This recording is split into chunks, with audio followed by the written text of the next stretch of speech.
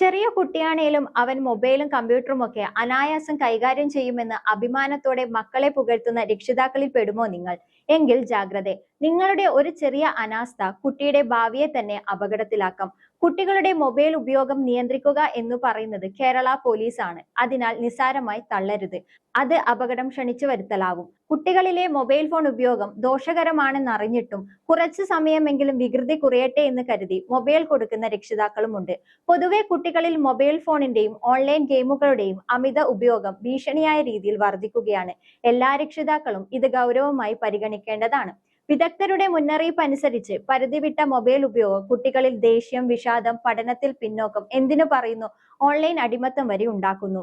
കൂടാതെ ഓൺലൈൻ ഗെയിമുകളും അപരിചിതരോടുള്ള ചാറ്റുകളും നിങ്ങളുടെ കുട്ടികളെ സൈബർ കുറ്റകൃത്യങ്ങളിലേക്കും ഓൺലൈൻ ചൂഷണങ്ങളിലേക്കും നയിക്കാം.